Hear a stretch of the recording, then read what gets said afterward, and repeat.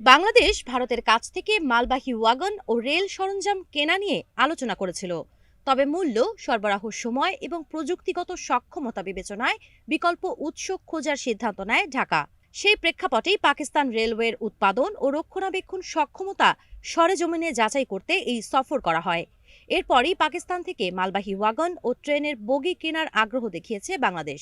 পাকিস্তানি সংবাদ মাধ্যম ডনের প্রতিবেদনে বলা হয়েছে, উচ্চপদস্থ এক কর্মকর্তার নেতৃত্বে বাংলাদেশের 2 সদস্যের প্রতিনিধি দল সম্প্রতি ইসলামাবাদ ও লাহোর সফর করেছেন। সফরকালে তারা লাহোরের মুঘলপুরায় অবস্থিত পাকিস্তান রেলওয়ের ক্যারেজ ফ্যাক্টরি ও লোকোমোটিভ ওয়ার্কশপ পরিদর্শন করেন।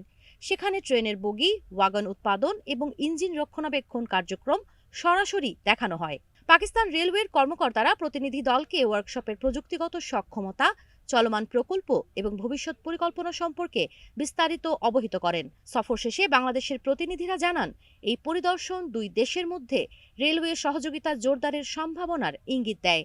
পাকিস্তান রেলওয়ে বর্তমানে শ্রীলঙ্কা, নেপাল, চিলি ও আর্জেন্টিনা সহ একাধিক দেশে ওয়াগন ও বগি সরবরাহ করছে।